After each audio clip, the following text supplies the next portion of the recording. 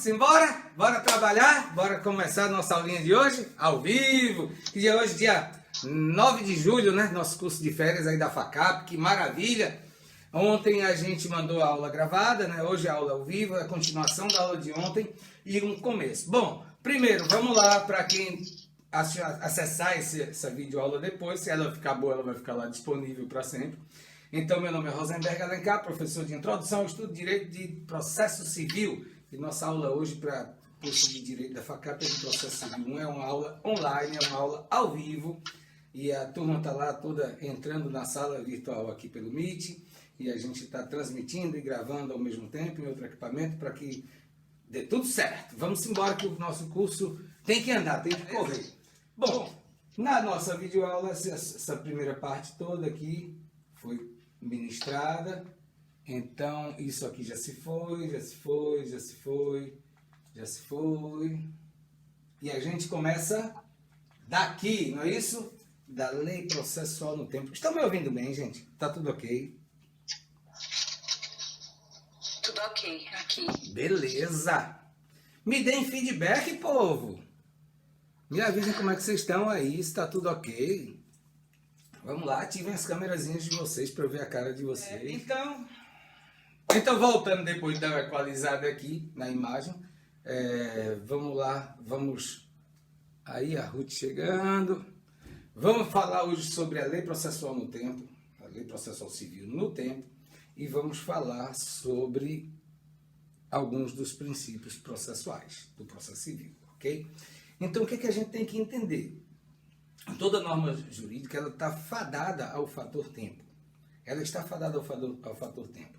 Algumas delas já têm na sua certidão de nascimento, né? Certidão de nascimento, já tem no seu próprio texto, no seu próprio corpo, já vem a determinação de quanto tempo ela vai durar. São as normas jurídicas que são transitórias, que são temporárias. Ela já vem lá dizendo, ó, essa norma vai vigorar de tanto a tanto, e aí acabou. Então toda norma jurídica ela está fadada ao fator tempo. Mesmo quando ela não já traz dentro do seu próprio texto legal essa determinação do tempo de duração dela, ela será revogada um dia ou será modificada um dia, deixando assim de vigorar. Então ela está sujeita ao fator temporal. É algo que é inevitável, é inerente à norma jurídica. Ela não pode se perpetuar, porque a gente sabe que o direito é dinâmico. E esse dinamismo do direito faz com que ele modifique, mas ele é dinâmico justamente porque a sociedade também o é. A sociedade evolui diariamente, os pensamentos mudam, as ideias mudam, as coisas se transformam na cabeça do ser humano e essas transformações fazem com que a gente precise adaptar a norma jurídica à realidade daquele momento, daquela oportunidade. Mas o que acontece? Ela continua vigorando durante o tempo em que ela não for modificada ou revogada. Vamos imaginar uma coisa aqui que eu acho que algum professor já deve ter conversado com vocês. O Código Civil de 1916 ele tratava de uma coisa chamada dote. Vocês já ouviram falar sobre isso, né? Sobre o dote. Então, o que é que ocorre?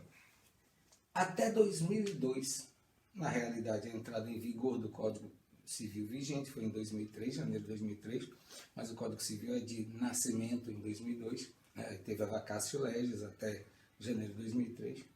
Então, até 2002, ainda vigorava, ainda estava em vigor o Código Civil de 1916.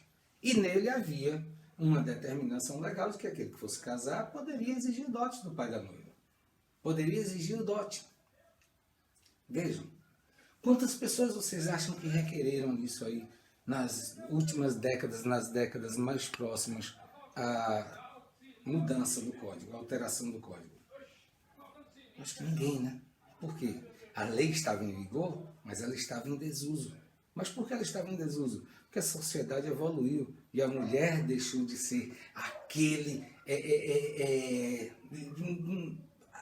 aquela pessoa sem direitos, sem liberdade, sem nada, para poder adquirir tudo isso, graças a Deus. E luta até hoje, e ainda é uma luta muito árdua e ainda muito grande para poder se estabelecer uma igualdade maior, uma paridade maior dentro do mercado de trabalho, dentro da família, dentro da sociedade, dentro de tudo. Ainda é uma luta constante, mas vai chegar uma hora em que vocês vão dominar o mundo, com fé em Deus.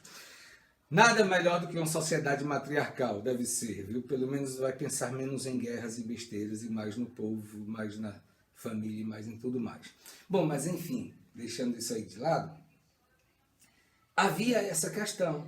A norma estava em vigor, mas estava em desuso. E o desuso aconteceu por quê? Por conta da evolução da própria sociedade. A sociedade evoluiu, a sociedade avançou, a sociedade cresceu, a sociedade mudou o seu pensamento, a sua forma de ver as coisas, abriu seus olhos. Então isso aí caiu em desuso. Tinha que ser revogado. Estava revogado até 2003? Não, não estava. Até janeiro de 2003, se alguém quisesse, poderia fazer uso daquele direito. Porque a norma estava em vigor. Mas aí não estava mais era em uso. Não havia mais o uso, a aplicação daquela norma jurídica. Então isso aí caiu por terra. Não é verdade? Mudou tudo isso. Isso significa a evolução da sociedade, do pensamento social. Os fatos vão fazendo com que vocês valorizem aquelas situações e as normas jurídicas vão surgindo ou vão deixando de existir. Então nós temos aí o princípio da continuidade da lei, que ele fala justamente isso. Uma lei, ela em vigor, ela vai produzir os seus efeitos até que uma lei nova a modifique ou a revogue, desde que ela não seja uma lei de vigência temporária, né? Nós temos aí agora, por exemplo, uma norma de vigência temporária, essa do auxílio emergencial. Ela tem prazo para acabar. Então, a qualquer momento ela pode deixar de existir, quando não houver mais a necessidade da aplicação dela. Então, fé em Deus, que isso acabe logo. Não pelo povo, mas pela pandemia que a gente está passando, né? Esse isolamento social, que, olha, morrendo de vontade de ver as carinhas de vocês. Se a gente tivesse em sala de aula agora, estava maior algazarra. Mas aqui não, eu fico sozinho, falando sozinho. Mas tudo bem, alguém ligou aí, todo mundo entrou. Temos quantos na sala? 16, a maioria está fazendo o almoço uma hora dessa. Mas tudo bem, vamos lá. Enfim, desde a lei de introdução às normas do direito brasileiro, nós já temos isso, essa questão do princípio da continuidade das leis, lá no artigo 2º, onde diz que não se destinando à vigência temporária, a lei terá vigor até que outra modifique ou a revogue. Perfeito? Vamos embora? Vamos pular? Trago para vocês aqui algumas questões que eu considero de muita relevância nesse fator, nesse ponto em que a gente está estudando sobre a aplicação da norma processual no tempo. Deixa eu ver aqui como está a situação. Está ok. Isso deu muito certo, viu? Esse negócio de diminuir o brilho da TV. Enfim, vamos lá. Questões relevantes. Nós temos a questão da irretroatividade da norma jurídica. Vocês já sabem tudo isso. Se lembrem, vocês devem estar aí se perguntando, poxa, mas estamos lidando com o processo civil 1 e Rosenberg está aqui falando sobre coisas que a gente já estudou em teoria geral do direito, sobre coisas que a gente viu em introdução ao estudo do direito, sobre coisas que a gente estudou em teoria geral do processo. Sim. O que precisamos entender é que estamos na fase de transição. Teoria geral do direito, teoria geral do processo e agora, obviamente, direito processual civil 1. Por quê? Porque é exatamente o momento em que a gente está começando a tirar o pé da teoria geral do processo e a pisar dentro do processo civil. É como se a gente estivesse numa piscina, né? Em teoria geral do processo a gente estava no chuveiro tomando banho para poder mergulhar na piscina. Agora a gente botou o pé dentro da piscina. Daqui a pouco a gente pula. Processo civil 2, vocês já estão com água na cintura. E depois entram profundamente nela. Ok? Vamos embora? Vamos continuar? Então, essa questão da retroatividade. O artigo 14 do CPC, ele já fala que a lei nova ela não vai retroagir. Isso é fato. Ela não pode retroagir. Tem a questão que vocês aprenderam em teoria geral do processo e já aprenderam e já devem ter visto isso em direito penal, que no direito penal, sim, ela pode retroagir, desde que seja para beneficiar o réu. Mas no processo civil, não há essa retroatividade da lei. A gente tem algumas situações dentro da norma processual civil vigente que estão dispostas lá nos atos das disposições finais e transitórias, que falam algumas situações em relação à contagem de prazos em que há a possibilidade da aplicação da lei nova a um fato ocorrido no passado. Ok? Mas a gente vai dar uma olhadinha nesse instante. O que não significa retroatividade da lei. É só uma questão que beneficia a pessoa que é detentora do prazo processual a se cumprir. Se por acaso eu esqueci de não falar sobre isso, vocês me lembrem disso, por favor, ok? Beleza? Quantos minutos? 16. Celso, eu estou dando aula agora. Eu vou cortar meu vídeo agora. Eu estou dando aula ao vivo agora para a turma da FACAP, beleza? Depois eu falo com você. Ah, professor chato esse que vocês têm. Vocês tiveram. Enfim, vamos continuar. 16 minutos, 17. O que é que eu estava falando? Lá vou eu ter que cortar o vídeo agora, senão era só jogar para dentro. A norma, ela não pode retroagir em hipótese alguma. E o que é que ocorre? Deixa eu desligar essa porra. Ai, cacete. O artigo 14 do CPC ele nos fala o seguinte: a norma processual não retroagirá e será aplicável imediatamente aos processos em curso, respeitados os atos processuais praticados e as situações jurídicas consolidadas sob a vigência da norma nova, ok? Mas o que acontece com a norma processual? Ela é uma norma de ordem pública e por ela ser uma norma de ordem pública, ela tem uma aplicação imediata. Imaginemos essa questão dos prazos. Vou logo falar sobre isso antes que eu me esqueça desse ponto, de comentar esse ponto que é muito importante. Quando nós temos a questão da publicação de um ato processual, havia um limbo muito grande nessa situação toda, que era justamente aquela publicação que ocorreu às vésperas da entrada em vigor do novo CPC. O que era que a gente ia fazer naquelas situações? Porque a norma processual é uma norma que tem que entrar quando ela entra em vigor, ela já tem que ser aplicada. Então, todos aqueles atos processuais que forem praticados a partir daquele momento da entrada em vigor da norma processual, tem que respeitar a norma vigente, não mais a legislação anterior, que era o CPC de 73. Isso era um limbo. Mas só que o CPC também não se acanhou em relação a isso e cuidou dessa matéria. Cuidou dessa matéria muito bem, graças a Deus. Vamos ver aqui uma coisa. Nosso CPC entrou em vigor, me parece que 18 de março de 2016. Parece que foi 18 de março. Deu um brancozinho agora aqui na memória. Os atos processuais que foram praticados até 18 de março, todos eles são considerados plenamente válidos naquela norma que já tinha deixado de vigorar. Até aquela data. A partir daquele momento você tem que aplicar a norma do processo civil vigente, a norma processual civil vigente. Mas o limbo que eu estava falando para vocês era o seguinte: vem cá, e se a publicação acontecesse às vésperas da entrada em vigor do CPC, o que era que a gente ia fazer? Qual era a norma que a gente ia aplicar? O CPC de 73 ou o CPC vigente?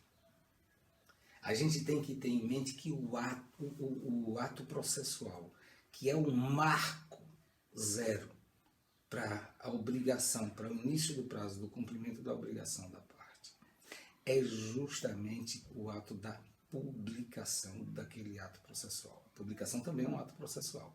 Então, o ato processual da publicação daquele ato processual, que cria a obrigação da outra parte. Então, aquele ato, a data da publicação é que é o marco zero. Então, a gente tem em tese o seguinte, tá, mas nós tínhamos aqui os prazos processuais que eram contados em dias corridos, no CPC de 73. Saiu uma publicação dia 14 de março, de uma sentença, por exemplo, e aí iniciaria o prazo de 15 dias corridos, de acordo com a norma processual antiga, para que a gente pudesse, para que a parte pudesse recorrer. Certo? Só que 3, 4, 5 dias depois daquela publicação, entrou em vigor o CPC novo, que já diz que a contagem de prazo será em dias úteis. E agora? Qual é a norma que a gente aplica? O CPC não se acanhou, a doutrina não se acanhou, a jurisprudência não se acanhou, ninguém se acanhou nesse sentido e resolveu, a jurisprudência não, a doutrina e o CPC não se acanharam. Resolveram logo dar um tapa na cara daquele que quisesse trazer isso como um problema para dentro do processo. Para dentro do processo, caso concreto. E resolveu o quê? Disse, olha, qualquer um dos dois prazos está valendo. qualquer um dos dois prazos está valendo. Eu acho que isso aí foi até uma decisão tomada por analogia naquela questão da retroatividade da norma penal que beneficia o réu. Então, nesse caso, por analogia, a gente tem a retroatividade da norma processual civil para beneficiar a parte da melhor forma. Então, se aquele prazo para ele for melhor ser contado em dia útil, então ele pode se utilizar daquela contagem, poderia ter se utilizado, né? Porque agora não mais, não tem mais isso. Já estamos há 4 anos de vigência do CPC, então não tem mais o que se falar nisso. Então ele poderia ter se utilizado dessa prerrogativa de fazer a contagem do prazo em dias úteis, justamente para que ele pudesse cumprir da melhor forma possível. Então havia uma implícita retroatividade, mas a gente sabe que ela não retroage, é a norma penal, certo? E isso é em decorrência do quê? Essa questão de não retroagir é justamente para não prejudicar aquilo que vocês já aprenderam lá em TGD e em TGP, que falava justamente sobre a proteção dos atos processuais que já foram praticados, certo? Que era o ato jurídico perfeito, a coisa julgada. Tá. Então, para isso, tem a teoria do isolamento dos atos processuais. Por que teoria do isolamento? Vamos botá-los dentro de uma bolha e isolá-los para que eles fiquem protegidos por aquela norma nova, para que ela não possa atingir esses atos que já foram praticados, para que ela não possa prejudicar o processo dessa forma. Então existe essa teoria do isolamento dos atos processuais. Perfeito? Ok? Vamos embora? Vamos pular? Cadê você, bebê? Tá aqui, o passador de slides dentro do bolso. O direito intertemporal. O direito intertemporal constitui justamente, segundo Donizete, constitui essa ponte, na medida em que estabelece a regra a ser aplicada em situações nas quais possa surgir alguma dúvida acerca da necessidade de aplicação imediata ou não do CPC. Isso aí é o que a gente viu. O direito intertemporal, nessas situações, está muito claro dentro lá dos atos das disposições constitucionais, não, disposições finais e transitórias do CPC. Lá pelo artigo 1030 e pouco, 1040 e pouco, você encontra isso aí. O CPC está bem mais enxuto. O direito intertemporal, para a gente finalizar esse tema e cair em cima dos princípios, cuida dessa transição, estabelecendo uma ponte entre o velho e o novo e evitando o completo rompimento das regras, entrada em vigor, com a entrada em vigor de um novo código e revogação do anterior, deixe determinadas situações no limbo. Era justamente o que a gente estava falando quando a gente exemplificou essa situação dos atos processuais da publicação. Então, os atos das disposições finais e transitórias do CPC tratou de fazer essa intertemporalidade, tomara que exista essa palavra, se não existe, vamos fazer uso do neologismo, da norma processual civil que entrou em vigor, para que houvesse essa ponte, esse elo entre as duas normas jurídicas e não caísse nada no limbo, nada ficasse sem ser abraçado pelo poder jurisdicional do Estado e não trouxesse prejuízo principalmente às partes, que estão ali em busca de algo que possa protegê-los. Existe alguém aí me ouvindo ou eu estou falando sozinho? Tá todo mundo ouvindo, professor. Ah, beleza, porque todo mundo ligou as câmeras. Luiz, pelo que eu estou vendo aqui, Luiz, você não tem problema com cabelo não, meu filho? Liga a sua câmera, vai. Tô aqui, professor, tô aqui. Beleza, vamos embora. Vamos falar agora sobre princípios. Rosenberg, princípios? Pois é, princípios. Está na nossa ementa. Faz parte do nosso estudo. Faz parte disso tudo e vocês vão entender. Observe uma coisa muito interessante. Eu quero deixar essa dica aqui para vocês. Muitas vezes, em muitas ações judiciais, somente através da aplicação dos princípios constitucionais, princípios processuais, que até meio que de certa forma se confundem, não no sentido de causar confusão, mas se identificam demais. São os mesmos. Porque quando a gente tem uma questão de um princípio constitucional, a gente tem um princípio que é soberano, superior. E aquele princípio, ele gera novos princípios que são os processuais, por exemplo. e princípios do direito material e tudo aí mais, que são princípios infraconstitucionais. Para que esses princípios infraconstitucionais existam, não estou dizendo que eles têm que ter sido criados, todos eles, com base nos princípios constitucionais. Mas o que eu quero dizer é o seguinte, eles existem justamente porque lá em cima se mostrou que os princípios eles são grandes formadores, eles são grandes fontes do direito processual, do direito em si, são grandes fontes do direito.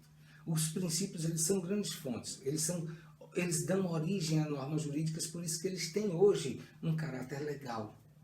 Os princípios são tidos como sendo normas jurídicas, então eles são inclusive criadores, certo? Beleza? Princípios processuais como direitos fundamentais. Eu me utilizei de alguns conceitos meus mesmo, pela vivência, e a maioria, claro, evidentemente, de Donizete e de Didier. Mas se lembrem daquilo que eu já falei com vocês. Na nossa avaliação, não vou cobrar o que fulano fala, o que Bertrano fala. Quero deixar aqui para vocês o seguinte. Doutrina, a gente segue aquela que mais nos agrada. Agora, também não adianta pegar aqueles resuminhos de resumo e pensar que aprendeu o processo com aquilo. Vocês vão passar a vida inteira estudando por grandes obras, como eu já mostrei a vocês mesmo o volume desses livros, e no final das contas vão saber que do direito nada sabem, porque nem mesmo esses grandes doutrinadores se consideram os sabedores do próprio direito. O direito ele é muito forte, é muito vivo. Então, a gente tem que ter um estudo constante. Então, doutrina, quanto mais, melhor. Mas a nossa fonte maior, a partir de processo 2, processo 3, vai ser a lei. Eu gosto muito de trabalhar a lei. Trago a doutrina para que a gente possa estudar, mas para que a gente possa ter o conhecimento doutrinário, mas eu gosto muito de trabalhar a legislação. Então, enfim, quando eu trago aqui para vocês nos slides, resumido, é porque não convém ao professor transcrever o texto da obra literária. Senão eu dava só comprar o livro e dizer, gente, leiam e vão fazer a prova, certo? Então, tudo que a gente tem aqui é o seguinte, se eu menciono um tópico quando vocês abrirem uma obra qualquer e olharem lá, princípios processuais fundamentais, Rosenberg aqui falou esses dois conceitos e tá bom. Não, estudem o que vocês tiverem sobre isso, certo? Vamos começar pela introdução aqui do o que é que Donizete nos fala sobre esses princípios. Ele diz o seguinte, olha, o neoconstitucionalismo, ao conferir o status de norma aos princípios, abandonou essa distinção tradicional de modo que atualmente as regras e princípios são, na verdade, espécies de normas. Então nós antes tínhamos, não era muito considerado, mas nós antes tínhamos nas normas, na doutrina constitucional antiga, que o princípio não era. O princípio era um formador, o princípio era uma base, era não sei o que, mas não era uma norma. Hoje não, os princípios são normas. Acreditem. Quem conhece os princípios constitucionais e os princípios processuais profundamente, o que não é o meu caso, muitas vezes consegue desenvolver uma tese processual ou rebater uma tese processual somente com a aplicação dos princípios. Porque são fundamentais na formação do convencimento, tanto de quem lê, quanto de quem lê didaticamente, quanto de quem julga, de quem vai julgar, de quem vai decidir um processo, ok? Então hoje nós temos as normas como princípios, ou as normas os princípios como normas, me perdoe, mas não são coisas idênticas. Didier já nos diz o seguinte, olha, os princípios constituem o dever de adotar comportamentos necessários à realização de um estado de coisas, ou, inversamente, instituem o dever de efetivação de um estado de coisas pela adoção de comportamentos a ele necessários. Vocês conseguiram entender o trocadilho dele aí na conceituação dos princípios? Então é justamente isso, um comportamento. Os comportamentos das pessoas levam à formação dos princípios, assim como os princípios levam à tomada de determinados comportamentos. Então é uma norma que determina um fim a ser alcançado. É uma espécie normativa mesmo, os princípios, certo? E quando a gente fala que regras são diferentes de princípio, apesar de que princípio é considerado como norma, né? Norma e regra são basicamente a mesma coisa, só com suas terminologias diferentes, se diz o seguinte, olha, entre regras, o que você consegue diferenciar, o que é uma regra e o que é um princípio é o seguinte: a regra é o quê? É aquela norma letra de lei. É aquela letra de lei, aquela letrinha de lei que está lá escrita. Ali é a regra. Convém interpretações? Sim, a gente viu aquilo dali. Tem aquelas 4 formas de você interpretar a norma jurídica processual, né? A didática, aliás, a gramatical, certo? Por aí vai, comparativo. Mas o que você tem que entender é o seguinte, é que quando se fala em regra, a regra é a própria norma. É aquilo que você está vendo, aquela letra de lei. Então, quando você tem que distinguir o que é uma norma e o que é uma regra, você vai partir, por exemplo, para a questão dos conflitos. Vamos nos utilizar de conflitos e vamos ver a possibilidade aqui de se resolver. Então, vamos analisar da seguinte forma. Se a gente estiver diante de uma regra, como é que a gente vai resolver um conflito? A gente vai se utilizar daquela teoria do ordenamento jurídico de Norberto Bobbio, que vocês viram lá na introdução ao estudo do direito. Certo? E aí você vai partir para a questão cronológica, a questão hierárquica e a questão da especialidade. Quando a gente tem um conflito entre normas, entre regras, o que acontece é o seguinte. Primeiro a gente vai dizer o seguinte: quem é que vai valer aqui? Quem é que vai valer aqui? Qual é o primeiro ponto? É a hierarquia. Então, a hierarquia, peraí, opa, certo, perfeito. Depois da hierarquia a gente tem a cronologia e depois a gente tem a especificidade. Uma norma hierárquica, ela é sempre superior, ela sempre vai prevalecer em relação àquela inferior, me perdoem, ela sempre vai prevalecer em relação àquela inferior. Quando você supera esse ponto que você não tem como identificar a hierarquia entre as normas, Norberto Bobbio nos diz que para a gente desenvolver para a gente resolver o conflito de interesses entre elas, a gente vai ver o seguinte, o aspecto cronológico. Quem é a mais velha, quem é a mais nova? Nesse quesito aqui, é igual a quartel, menino. Antiguidade é posto, tá entendendo? Então, antiguidade é posto. Quando você ultrapassa esse outro ponto de análise, você vai para o caráter da especificidade. Quanto mais específica for a norma, mais relevante ela é, mais superior ela é àquela outra. Mas mesmo que ela seja específica ou mais velha, ela não pode ferir a hierarquia das normas, porque nós temos a Constituição Federal, independentemente de qualquer outro fator, ela é superior a todas as demais normas terrenas, certo? E aí, quando a gente trata de princípios, a primeira coisa que a gente tem que fazer é o seguinte. Primeiro, não se admite a existência de conflitos entre os princípios. Quando você for analisar, bom, isso aqui se trata de uma norma ou de um princípio. Eita, admite-se conflito. Então, é uma norma, é uma regra. Vamos lá. Vamos trabalhar agora aqui essa questão da teoria do ordenamento jurídico de Bobbio, de Norberto Bobbio. Eita, peraí, não se admite conflito. Então, já descarta a teoria do ordenamento jurídico e aí você já vai partir para outros pontos. Você vai usar técnicas, por exemplo, técnica de ponderação entre os... Deixa eu adicionar aqui. É técnica de ponderação dos bens jurídicos envolvidos, né, que estão naquela situação, naquela lide, o bem da vida que está sendo discutido, e o princípio da proporcionalidade. Então, primeira coisa, não existe. Chegou nesse ponto aí, não existe conflito, aí você já sabe que se trata de um princípio. Feito isso, gente, vamos começar a trabalhar agora os princípios propriamente ditos, e só faltam mais 7 artiguinhos para a gente poder terminar a aula de hoje. Tá bem curtinha essa aula, né? Eu devia ter botado mais coisa, viu? Mas, rapaz, esses 28 slides só, tá rapidinho. Ah, não, a gente já tinha falado sobre alguns outros antes, é verdade, na outra aula. É bom que hoje todo mundo almoça na hora, né? Já são 11 horas. Vamos embora. Princípio do devido processo legal. O due process of law. Due process of law. Due process of law em inglês, no inglês americano se chama direito e não lei. Resumindo, é direito e não lei. Você pode ver quando se fala em direito, o direito é uma coisa muito subjetiva. O direito é subjetivo. A gente sabe que direito e lei são coisas distintas. Né? Podem coincidir? Podem, mas não são exatamente as mesmas coisas. Então, quando se fala direito e não lei, você está entrando num ponto muito subjetivo da questão da normatização jurídica. Então aí você já está começando a lidar com a questão da principiologia. O princípio do devido processo legal, a gente tem que pode ser formal ou substancial.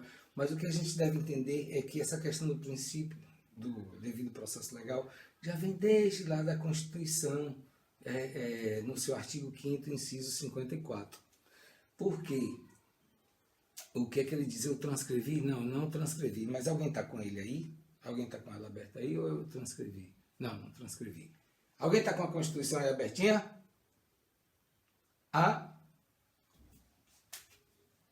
Não? Pronto. Se alguém quiser aí, depois me leia para mim, por favor. Leia para a gente. Enfim, vamos para a concepção formal. A concepção formal, segundo Donizete, o conceito dele diz o seguinte: olha, o devido processo legal nada mais é do que o direito de processar e ser processado de acordo com as normas pré-estabelecidas para tanto. Vou até resumir, porque ele fala um pouco mais sobre isso. Então, é o exercício do seu direito subjetivo de processar ou não. Você decide se você processa ou não de acordo com aquelas normas do direito objetivo. É o seu direito de ação, é o exercício do seu direito de ação. Mas isso é um direito subjetivo. Então, na sua concepção formal, o princípio do devido processo legal, ele nos diz o seguinte: olha, você tem aqui toda a normatização, mas se você quiser processar, você tem que fazer de acordo com tudo aquilo que está escrito. Porque o processo tem que ser devido, ele tem que ser dentro da legalidade. Sobre a perspectiva substancial, o devido processo legal é a exigência de garantia de que as normas sejam razoáveis, adequadas, proporcionais e equilibradas. Esse é o conceito de Donizete, certo? Então, Juninho, ele nos traz uma observação muito importante sobre o princípio do devido processo legal. Ele nos diz o seguinte: isso aí já é um conceito tirado do Due Process of Law mesmo, que a gente falou, que é quando ele diz que é direito e não lei. Ele diz, olha, um processo devido não é apenas, está escrito aí não é apenas aquele em que se observam exigências formais. Devido é o processo que gera decisões jurídicas substancialmente devidas. Quando se fala sobre o princípio do devido processo legal, o que se quer dizer é o seguinte: olha, o direito, a norma jurídica, ela tem que ser aplicada, ela tem que ser trabalhada, desde a petição inicial, contestação, não sei o que, até o ato da prestação jurisdicional pelo Estado, através da sentença, reforma de recursos, reforma não, análise dos recursos, segunda análise do mérito do processo, né? Então, desde esse ponto todo, o direito tem que ser aplicado de forma que ele possa refletir, o direito, enquanto norma jurídica, tem que ser aplicado de forma que ele possa refletir a justiça. Esse é o objetivo do devido processo legal. O processo tem que ser devido. O processo tem que obedecer a requisitos básicos que possa gerar decisões substancialmente devidas, ou seja, o mais próximo possível da justiça. Só que quando a gente fala sobre esse princípio do devido processo legal, que é um princípio constitucional trazido para a norma infraconstitucional, a gente tem o seguinte: será que ele só se aplica em relação ao Estado? Porque a gente está falando do princípio do devido processo legal, que o Estado juiz ele tem a obrigação de me atender da melhor forma possível. Então seria uma obrigação mais ou menos de forma vertical. O Estado que está acima de mim, ele tem a obrigação de fazer com que o meu processo seja julgado de forma justa e aplicada a lei de forma a atender às necessidades do processo. Então, quando ele fala isso, será que essa relação é só entre Estado, juiz e cidadão? Não.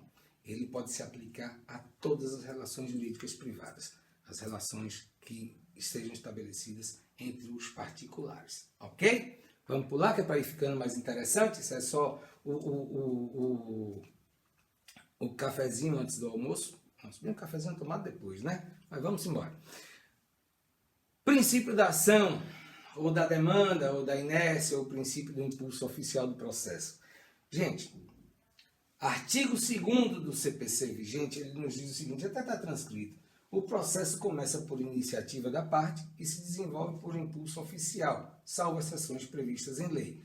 Eu confesso a vocês, essa questão do se desenvolve por impulso oficial, eu sempre digo a todo mundo, Não vá confiar que o processo, só porque você deu entrada, vai caminhar, não. Primeiro, temos um número sobre-humano de processos para juízes. Eu acho que aqui o Brasil é o país que mais tem processos por cabeça de juiz. E isso gera o quê? Isso gera um travamento. Não fosse o CNJ hoje, porque também além dessas questões físicas, estruturais, e de pessoal e de tudo mais, havia também muita inércia por parte de alguns. Hoje, mais não. O CNJ, aliás, hoje mais não, hoje ainda tem. Só que hoje nós temos o CNJ. E o CNJ não deixa nada de brincadeira, ele estabeleceu metas. Tivemos um juiz aqui em Petrolina, a quem eu admiro muito, enquanto magistrado, não tivemos muito contato, nem muita coisa, mas assim, profissionalmente, eu trago isso para todas as salas de aula e não deixaria de dizer isso aqui, nessa sala de aula virtual nossa. Nós tivemos aqui o Dr. Edmilson Cruz. Ele foi transferido para Recife, ele foi removido para Recife, e ele deixou a primeira vara civil de Petrolina zerada de pendências processuais. Zerada. Zeradíssima. Quando ele entregou para o próximo, entregou zerada. Zerada, sem nenhuma pendência processual. Então vamos lá. Será que ele tinha 10 mil vezes mais servidores do que todos os outros demais magistrados? Eu creio que não. Eu acho que ele tinha o mesmo número. Mas ele tinha uma coisa chamada empenho. Eu acho que lá em Recife ele deve estar desempenhando um excelente papel da mesma forma. Não acompanhei mais a vida depois disso, não. Mas, enfim, na realidade, essa questão do impulso oficial, se você não estiver lá dentro, cutucando, você não vai esperar que o processo ande sozinho, não. Pode até acontecer, por algum milagre, por cair na sorte de ter um Edmilson Cruz, um admirador dele, que faça um grande processo, faça a vara desenvolver as suas atividades com tanta maestria. Eu não estou falando que ele sentenciava maravilhosamente bem, não, porque processo é um jogo de xadrez.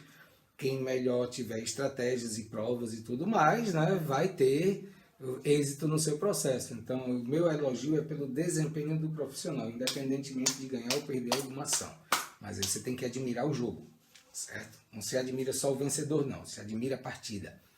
E ele, como árbitro, sempre foi um excelente árbitro. Vamos lá.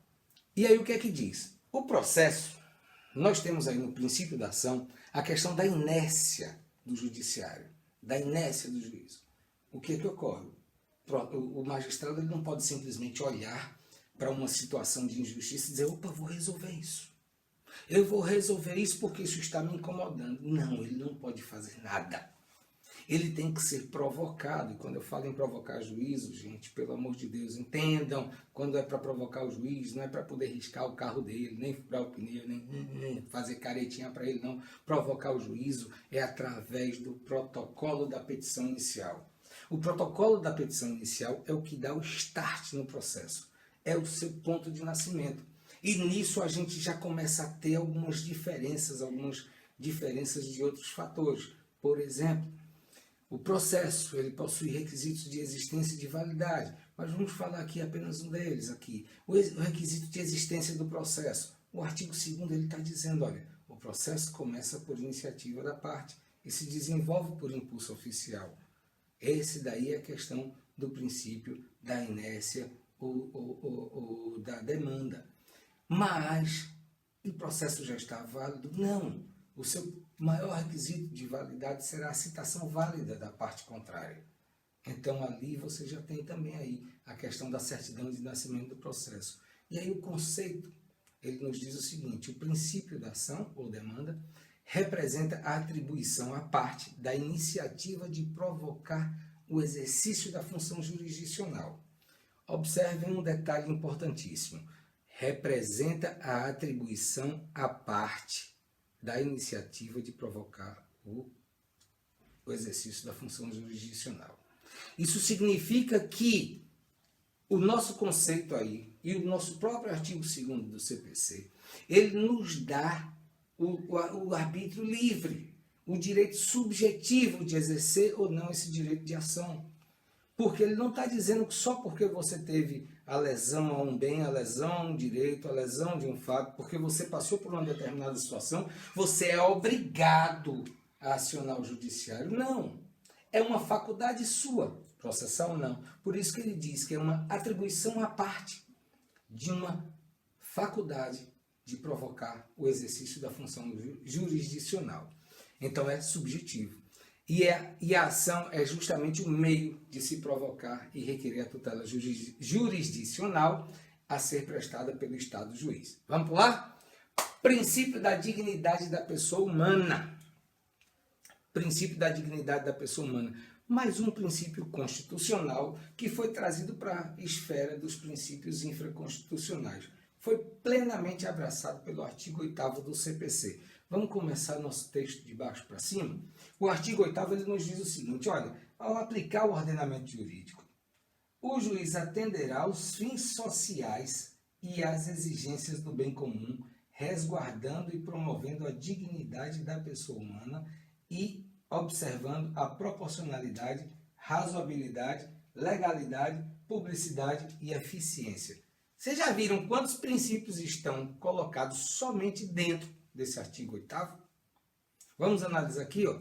Ao aplicar o ordenamento jurídico, o juiz atenderá aos fins sociais e às exigências do bem comum, resguardando e promovendo a dignidade da pessoa humana. Princípio que nós estamos estudando agora. Proporcionalidade, razoabilidade, princípio da legalidade, da publicidade e da eficiência. Esse princípio da eficiência foi trazido justamente do direito administrativo. Por quê? Processo é um ramo do direito público e o direito administrativo é um ramo do direito público. Então, e lá no direito administrativo, vocês já devem ter estudado, já estudaram ADM, né? Já pagaram ADM ou ainda estão pagando, ainda vão pagar? Alô?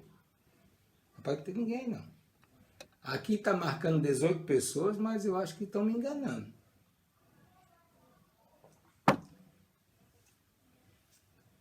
Já pagamos. Ah, sim, até que enfim, alguém me dá o ar da graça, pelo amor de Deus. Me deixam sozinho aqui, eu fico me sentindo um zumbi, sinceridade, sem saber se tem alguém me ouvindo, me vendo, falando comigo. Pronto, beleza. Então, o que é que acontece? Esse princípio da eficiência é um princípio trazido da administração pública para o meio processual. Nos juizados especiais, a gente tem até hoje, porque a lei não sofreu modificação nenhuma, né? Ainda. Que é a Lei 9599 de 90, perdão, Lei 9099 de 95. Então, nós temos lá o princípio da celeridade processual, que hoje ele é muito mais tido, aliás, o princípio da celeridade processual ainda existe, claro, mas nós temos que ele é baseado justamente no princípio da eficiência. Por que o princípio da eficiência? Porque a administração pública ela reza que ela tem que ser eficiente, ela tem que atender com eficiência digamos, o jurisdicionado, a pessoa que necessita do serviço público.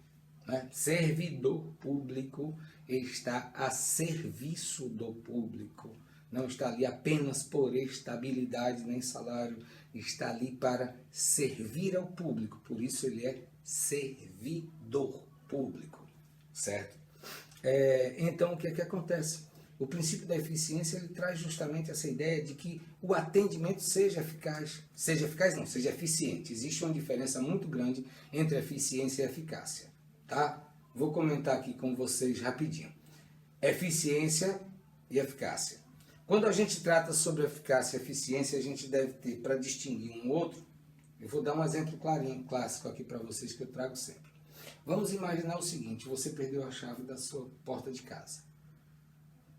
Aí você liga para um chaveiro. Lá vem um chaveiro. O chaveiro chegou em sua casa, olhou assim e fez, peraí, deixa eu resolver esse negócio. Pá! Meteu o pé na porta, abriu a porta. Resolveu o seu problema? Você conseguiu entrar em casa? Conseguiu. Ele agiu com eficácia. Ele foi direto lá no problema e resolveu. O eficiente, ele vai chegar lá com aquelas chavinhas dele que a gente vê direto nos filmes de Missão Impossível, vai fazer vai abrir, pegar a chave, entregar na sua mão, não importa o tempo que levou, mas ele agiu com eficiência, não deixou nenhuma marca. Então temos essa diferença entre eficiência e eficácia, ok? Então, só para corrigir o meu erro aí. Vamos para o conceito? A dignidade da pessoa humana pode ser considerada um direito fundamental de conteúdo complexo, formado pelo conjunto de todos os direitos fundamentais, oh meu Deus, presos ou não no texto constitucionais, ok? Errei aí na digitação, foi mal. O judiciário ele é o representante do Estado e o Estado deve resguardar a dignidade da pessoa humana. Ao aplicar uma norma jurídica corretamente, protege a dignidade da pessoa humana, evitando a violação dos seus direitos fundamentais. Um grande exemplo que a gente tem disso aí é a questão da condução do depoimento da parte. Então, quando a gente fala sobre a questão da dignidade da pessoa humana, a gente tem que ter em mente que não são só essas questões do dia a dia, da particularidade, nada disso não. O Estado ele tem a obrigação de preservar isso. E o princípio processual civil da dignidade da pessoa humana, esse princípio infraconstitucional trazido de lá da Constituição para cá, ele diz que o Estado ele tem a obrigação de ter o cuidado com aqueles que estão sendo jurisdicionados naquele momento, naquele ato.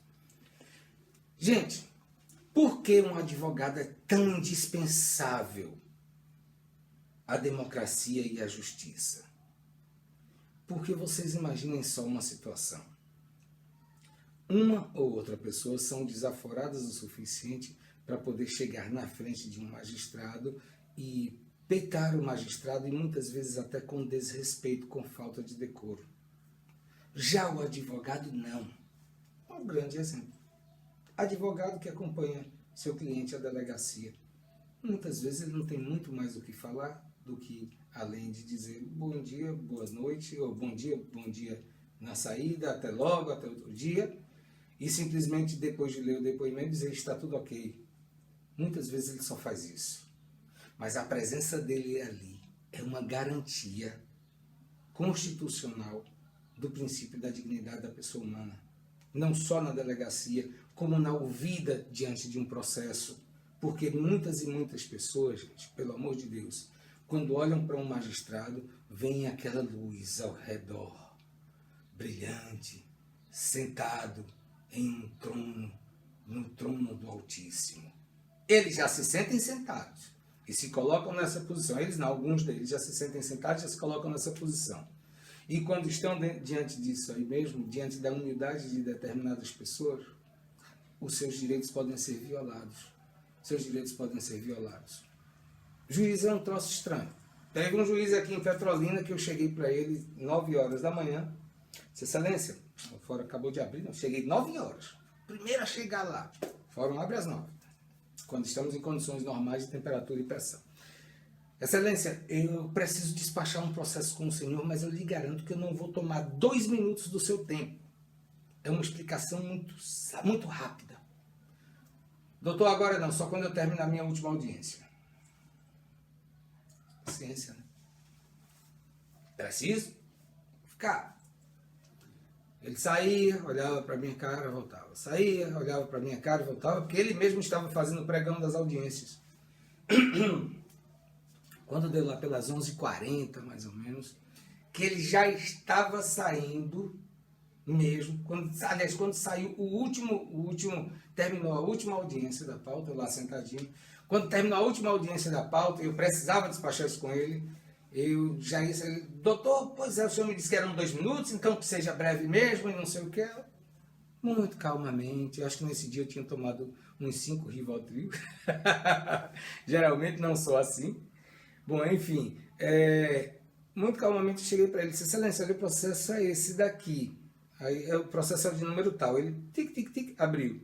Aí eu digo, se trata somente dessa petição aqui. Quando ele abriu, eu digo, eu gostaria que o senhor desse uma analisada nesse meu pedido. Aí ele olhou assim e disse, tá, eu vou deferir. Era só isso, doutor? Aí eu disse, bom, eu sei que eu ainda tenho 1 minuto e meio com o senhor, porque eu pedi 2, né, mas só gastei 30 segundos. Mas eu vou deixar o senhor ir para casa almoçar. Muito obrigado. Até hoje ele me atende com o maior respeito do mundo. A hora que eu chego lá, ele já abre as portas para mim. Onde me encontro na rua, oi, doutor. Por quê? Fui colocado num lugarzinho que é assim, não existe hierarquia entre nós, de maneira nenhuma. Então, o princípio da dignidade da pessoa humana também se aplica a você, operador do direito, na prática, no exercício da sua profissão, não somente as partes. Se liguem nisso. Ótimo? Vamos pular? Princípio da inafastabilidade ou da indeclinabilidade. Esse aqui é muito simples, muito fácil. Isso aí vocês já conhecem de cor e salteado. Artigo 35 da Constituição, o que é que ele diz? Ele diz, olha, você tem direito a se servir do judiciário, a utilizar do judiciário, a acionar o judiciário naquilo que você quiser, desde claro, né? Dentro do princípio da razoabilidade. Você não vai acionar o judiciário por qualquer coisa, por qualquer situação. Tem situações que são absurdas.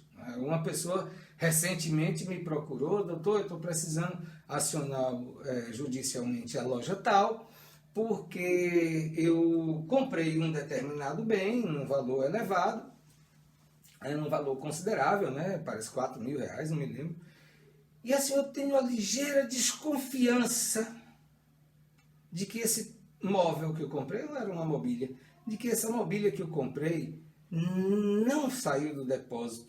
Eu tenho uma ligeira desconfiança de que ela saiu do mostruário.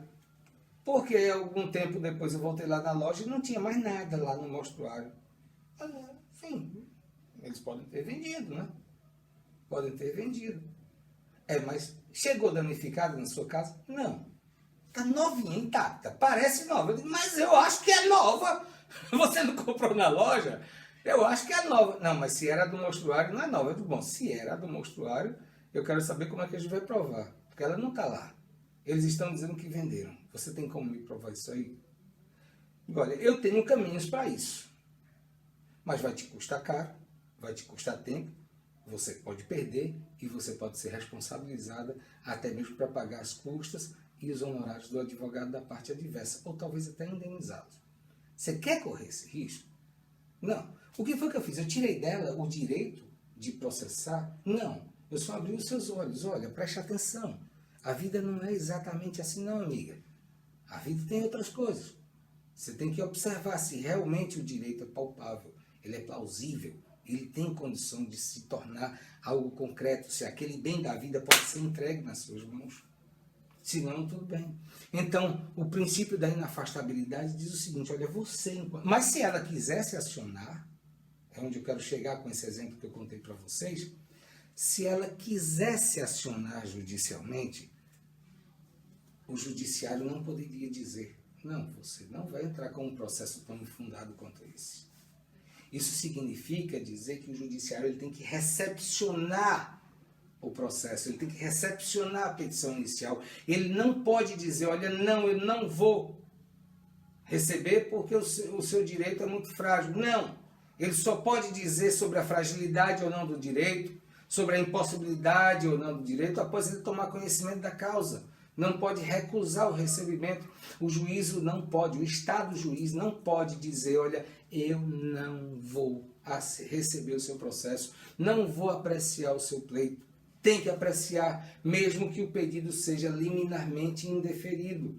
Como, por exemplo, a gente tem o caso do suicídio premeditado, que é a situação em que já está sedimentada nos nossos tribunais, no STF, que se a parte cometer suicídio premeditado, se organizar todinha para poder se matar, para poder beneficiar outra pessoa e não sei o quê, não adianta que ela não tem direito ao prêmio do seguro. Então, como ela não tem direito ao prêmio do seguro, perdeu, papai. Você entra com o processo requerendo isso, liminarmente o seu petição inicial, liminarmente sua petição inicial, liminarmente o seu pedido é indeferido. Não precisa nem citar outra parte, porque isso aí já está sedimentado. Está naquela questão dos precedentes que a gente já viu lá atrás. Lembram da nossa primeira aula sobre precedentes? Isso está lá atrás. Então não é que se tornou um precedente ainda, né? Mas já se tornou uma decisão incontestável e que serve para todos, está similarmente vinculado, ele já está similarmente decidido. Este princípio, segundo o conceito, trata de garantir que nenhum cidadão será privado do seu direito de acesso ao judiciário para ter garantida a prestação jurisdicional para o seu caso concreto, quando provocar o juiz através do exercício subjetivo do seu direito de ação, não podendo o Estado juiz delegar ou declinar do seu dever de solucionar o conflito judicial que lhe for apresentado. A gente viu no artigo 5º da Constituição, né, que a lei não excluirá da apreciação do Poder Judiciário lesão ou ameaça de direito. Esse daí é o princípio da inafastabilidade. E tem o CPC, que diz, olha, não se excluirá da apreciação jurisdicional ameaça ou lesão ao direito. Observem que é basicamente uma cópia do princípio constitucional que consta hoje no CPC. Pulando, a gente ir acabando essa brincadeira, já é o quê? 1h e pouca de aula, papai, mas teve uns 10 minutinhos aí de interferência. Vamos lá, princípio da duração razoável do processo. Princípio da duração razoável do processo. Gente, isso desde que o mundo é mundo que se luta sobre isso, que se luta por isso. Se vocês observarem, hoje, mais do que nunca, isso está abraçado na nossa norma processual. Quando Didier e sua trupe idealizou o CPC vigente, já objetivava justamente isso, fazer com que o processo andasse mais rápido. Que andar mais, ele anda, mas que ele andasse mais rápido. Porque nada pior do que você mover uma ação judicial hoje sem saber se você vai conseguir receber, aquele bem da vida por conta da morosidade judiciária. Nada pior do que isso. Então todos têm o direito de que o processo tenha uma duração razoável, ou seja, que ele seja o mais curto possível. O mais curto possível. Nossa norma processual hoje, ela abraçou muito bem esse princípio da duração razoável do processo. E o seu conceito, ele nos diz o seguinte, olha, este princípio constitucional, que a norma processual civil foi abraçado como princípio, abraçou, né, como princípio infraconstitucional, objetiva garantir ao cidadão o direito, tenho até medo de falar essa palavra cidadão, vocês viram aquele negócio do Fantástico Domingo? Gente, pelo amor de Deus, que absurdo danado, né? Objetiva garantir ao cidadão o direito de obter uma prestação jurisdicional em prazo razoável, dentro das possibilidades do judiciário. Por que dentro das possibilidades do judiciário? Nós temos a questão de pessoal, nós temos a questão de poucos servidores mesmo, às vezes de infraestrutura, porque nem todo poder judiciário possui uma estrutura grande. Então nós temos essas situações. E temos também as preguiças, que são os piores males do judiciário. Esses daí são os piores. Né? 2, 3 férias por ano, não sei o quê, é fogo. A Constituição de 88, ela traz isso no seu artigo 5º, inciso 78, que diz a todos no âmbito judicial e administrativo, vejam que ele sempre traz, né? A Constituição traz muito essa questão do direito administrativo, são assegurados a razoável duração do processo e os meios que garantam a celeridade de sua tramitação. O que é isso? É a desburocratização. Vocês já observaram quão burocrático é um serviço? Recentemente eu fui comprar uma peça para o carro da gente, que era uma besteirinha, uma pecinha de borracha só que fica em cima do amortecedor. Estava gasta e estava dando umas batidinhas. Fui comprar essa peça na loja. Eu demorei quase 40 minutos dentro da loja e 20 minutos dentro da oficina. Para desmontar, montar foi mais rápido do que comprar a peça. Porque para comprar, você tinha que fazer o pedido a um vendedor, que fazia um pedido a uma outra pessoa no primeiro andar, que era o depósito, que devolvia aquele pedido para ele, que te entregava um papel para você ir para o caixa, e que do caixa, só no caixa foram feitos uns 2 ou 3 procedimentos que eu observei. O papel que o vendedor me entregou, ela rasgou, jogou fora, e a natureza aí agradece, né, demais. Aí depois mandava ela imprimia um outro documento, que quando eu chegava lá, depois de pago, ela carimbava tudo direitinho, como pago. Aí eu ia receber a mercadoria em outro local. Quando chegava lá, ele rasgava aquele papel que eu entreguei e me dava a minha nota fiscal com o carimbo de entregue. Vejam quanta burocracia. Então, esses meios de celeridade de tramitação significa você desburocratizar os procedimentos.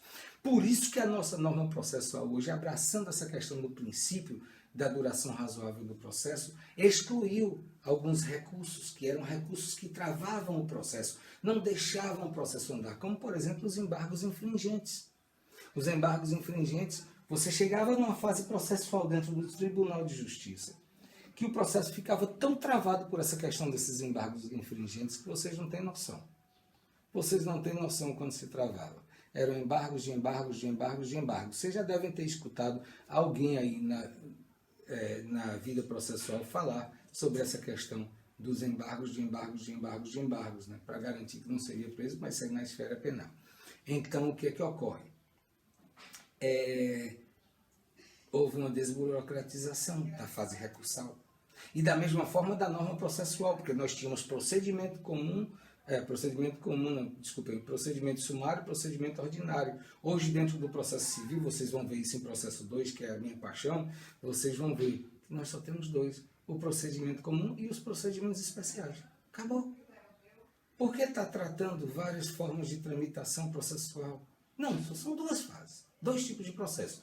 Os procedimentos especiais funcionam assim. O procedimento comum funciona assim, não importa o valor da causa.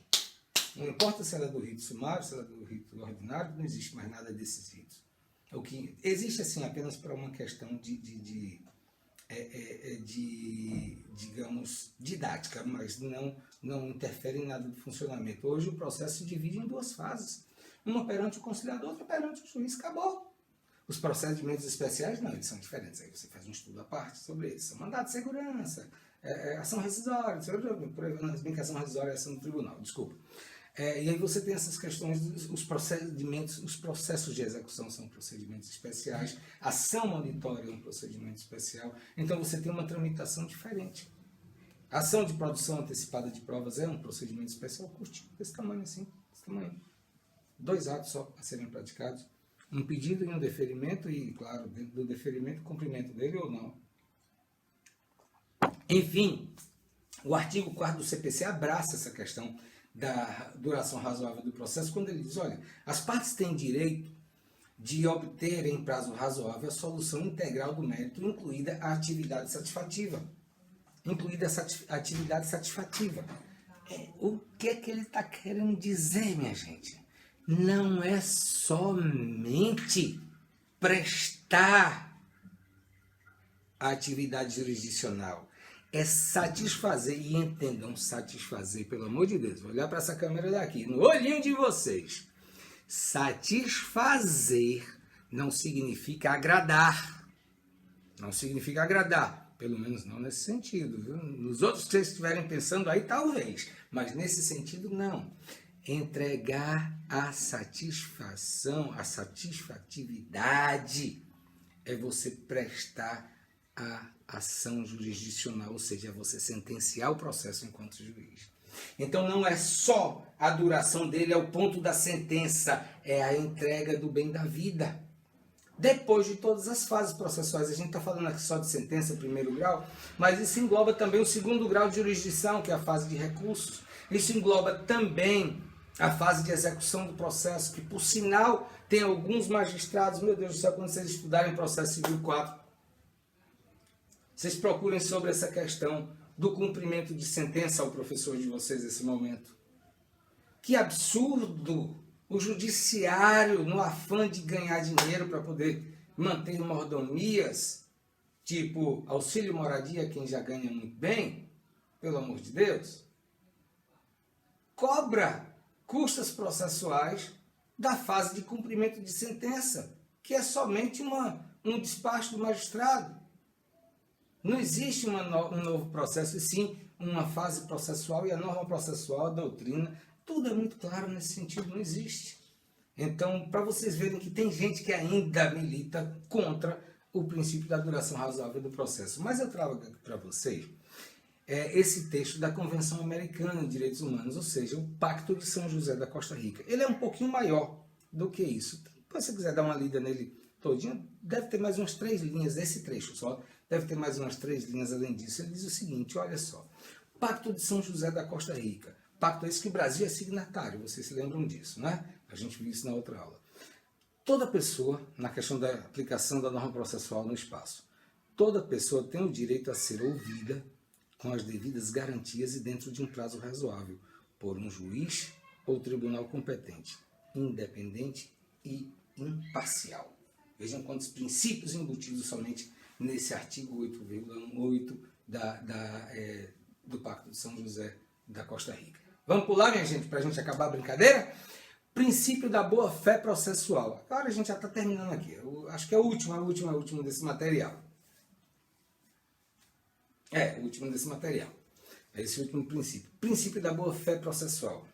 Nós temos dois pontos nessa questão do princípio da boa-fé. A boa-fé objetiva e a boa-fé subjetiva.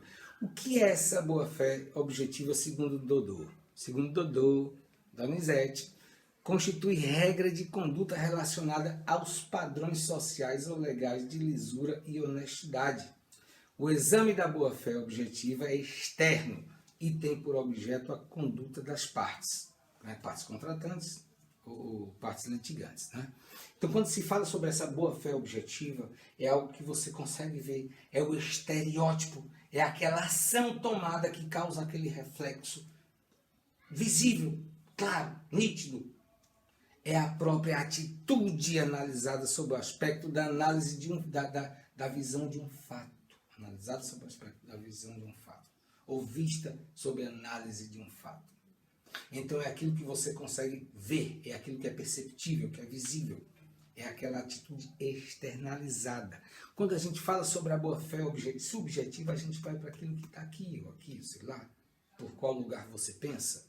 Eu sei que eu penso de todas as formas, então eu não sei, por isso que eu disse aqui ou aqui, porque vai de acordo com o seu sentimento, vai de acordo com aquilo que você pretendia alcançar, né? Desculpem aí, vou fazer um parênteses aqui para vocês. Eu falei isso, sabe por quê? Mayakovsky, um poeta russo, já morreu há algum tempo aí, ele dizia o seguinte: olha, no demais coração tem moradia certa, fica bem no meio do peito, mas comigo a anatomia ficou louca, sou todo coração. Então por isso que eu botei a mão no peito quando eu falei que penso por aqui. Enfim, Donizete, ele diz exatamente isso. A boa-fé subjetiva expressa um estado psicológico do sujeito que pode variar conforme a sua interpretação, percepção e conhecimento. O exame da boa-fé subjetiva é internalizado, porque busca a intenção do sujeito. Então, para você identificar se houve a boa-fé ou a má-fé subjetiva, você tem que ver se o sujeito ele teve a intenção de agir daquela forma. Você pode praticar dentro de um processo um ato que pode ser reputado como de má fé, mas que na realidade você não teve a intenção de fazê-lo e você pode provar que não teve, que não pretendia, que a sua intenção era outra, que ao agir daquela forma, ao fazer aquele requerimento, que ao interpor aquele recurso, ao opor aqueles embargos de declaração, você na realidade pretendia uma outra situação, um outro resultado e ficar claro aquilo dali que não houve a má-fé. Mas a má-fé, não é, que é o contrário do princípio da boa-fé, ela é punível. Então a boa-fé processual ela está relacionada à boa-fé objetiva. Quando a gente está falando aqui sobre o princípio da boa-fé, ela não vai se ligar diretamente à boa-fé subjetiva. Ela vai se ligar à sua atitude. À sua atitude. Apesar de que a sua intenção poderá ser levada em conta. Poderá e será, porque afinal de contas o juízo não é engessado. O juízo ele vai analisar todos os atos processuais a serem praticados com os olhos não somente do que a lei fala, mas do que a experiência dele já lhe trouxe de vida, com os olhos da boa-fé processual, digamos assim. Então ele é o norteador de todas as relações contratuais e todas as relações processuais, certo? Que vai orientar, e diga-se de passagem, é o que a gente vai aprender no próximo material que eu vou mandar para vocês, que é na próxima aula, a gente vai ver a questão do princípio da cooperação dos sujeitos do processo. Então vejam só, todos os sujeitos do processo estão submetidos à questão da boa-fé processual, certo? E a má-fé, que é justamente a ausência da boa-fé processual, aquela história de que não existe escuridão, que existe a falta de luz, então a má-fé, que é a ausência da boa-fé, ela diz o seguinte no artigo 80, Não vamos nos aprofundar nisso aqui não. A gente vai dar uma lida no 80 e no 81 e vai dar uma breve pincelada, porque esses dois artigos eu gosto de explorar quando a gente estiver na segunda unidade, que a gente for estudar sujeitos do processo, que aí a gente for falar sobre, justamente sobre,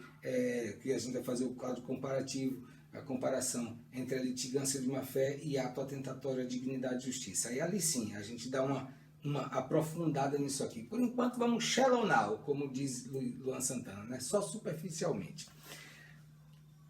Considera-se litigante de má-fé aquele que deduzir pretensão é que provocar o juízo, protocolar a petição inicial, processar a outra parte ou defesa, que é a contestação, contra texto expresso de lei ou fato incontroverso. Existem situações em que a lei é muito clara, certo? A lei é muito clara. E existem situações em que contra aqueles fatos não há argumentos. Então, contra fato incontroverso ou contra texto expresso de lei, o cidadão pode ser considerado litigante de má-fé. Aquele que alterar a verdade dos fatos, veja só, alterar a verdade dos fatos já é um ponto de ausência de boa-fé processual. Aquele que mentir no processo. Eu não conheço muita gente que fala a verdade no processo. Absoluta não, mas aquele que mentir no processo. Usar do processo para conseguir um objetivo ilegal, sim. Você pode manipular um processo justamente para você conseguir um objetivo ilícito. Aquele que proceder de modo temerário em qualquer incidente ou ato do processo. Aquele que provocar incidente manifestamente infundado. Aquele que interpuser recurso com intuito meramente protelatório. Todas essas questões são consideradas litigância de má-fé. E quais são as punições? O juízo pode, tanto de ofício, ou seja, quando ele perceber, ao analisar o caso concreto, como também a requerimento da parte contrária, né, claro, ele vai condenar. Observem aqui uma coisa. Olhem só, isso aqui, condenará, é um comando impositivo. Ele está dizendo que o juiz vai fazer. Ele tem que fazer. Ele deve fazer. Porque não se brinca com o judiciário e não se brinca com a boa-fé da outra parte. Não se pode trazer prejuízos processuais na vida de ninguém, porque isso gera danos de outras ordens. Então, o juiz condenará o litigante de má-fé a pagar multa, que deverá ser superior a 1% e inferior a 10%. Existe uma grande falha na redação desse texto. Luiz, eu estou vendo sua foto aqui. Participe comigo. Me diga aí nesse ponto. Deverá ser superior a 1% e inferior a 10% do valor corrigido da falta. Ou da falta não, da causa. Bora, Luiz, fala aí comigo. Qual é a falha grande que existe na redação desse artigo, desse caput, da cabeça desse artigo? Só desse ponto que a gente leu até aí. Deverá ser superior a 1% e inferior a 10%.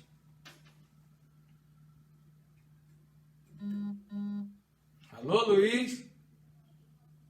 Desmaiou, foi, homem? Nossa Senhora.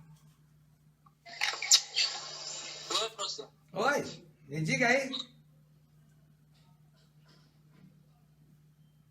Você consegue identificar uma falha? Alguém consegue identificar uma falha nessa parte do caput, da cabeça desse artigo? Que a indenização por litigância de má-fé, de acordo com o artigo 81, vai ser superior a 1% e inferior a 10%? Alguém consegue identificar uma falha redacional, uma falha na redação da norma processual nesse sentido? Alguém se manifesta A em nome internet de tá meio ruim Jesus? aqui, professor. Não tô conseguindo ver o slide, não. Alguém se manifesta em nome de Jesus? Ninguém. Gente, o que eu estou querendo chamar a atenção de vocês é o seguinte. O que a norma processual está dizendo aí é que será entre 2 e 9. Ou melhor, será entre 1 e 9, entre 1 e 10, superior a 1% e inferior a 10%, quer dizer que será de 2 a 9. Mas, na realidade, o que o legislador quis dizer será de 1 a 10%. Só que é o ponto em que, didaticamente, em que gramaticalmente ele diz deverá ser superior a 1%, ele está dizendo que tem que ser 1,1. Perdão, 2 não. Está dizendo que tem que ser 1,1. 1,0001 é superior a 1. E deverá ser inferior a 10. 9,99999, que não é 10. Então, o texto da lei ficou mal redigido nesse sentido. Era para ter sido dito de 1 a 10%. Porque você colocava de 1 a 10% mesmo. Ok? Deu para entender? Deu para sacar essa diferençazinha aí? Esse ponto que eu quis chamar a atenção de vocês? E isso aí vai servir para indenizar a parte contrária, diferentemente do ato atentatório à dignidade e justiça, que a indenização vai para o judiciário. Certo? Quando você tiver dentro da situação 2 ou mais litigantes, eles vão responder na proporcionalidade da prática do ato de cada um. É isso que diz o parágrafo 1º do artigo 81. E o parágrafo 2º ele diz o seguinte, olha, se o valor for irrisório ou inestimável, irrisório é aquele valor insignificante. Inestimável é aquele que você não consegue mensurar, você não consegue alcançar, você não consegue dizer, né? E que, por exemplo, não tiver, aí o valor poderá ser de até 10 salários mínimos vigentes à época. Parágrafo 2º. O terceiro ele já fala o seguinte, olha, se não for possível mensurar o valor por arbitramento ou por litigância de má-fé, então aí o juiz vai fixar a indenização livre e à vontade. Ok, turma? Muito obrigado. Vamos ficando por aqui. Que Deus do céu nos ajude, né? Quem sai da terra natal em outro canto não para. Eu só deixo o meu cariri no último pau de arara. Ok? Beijão.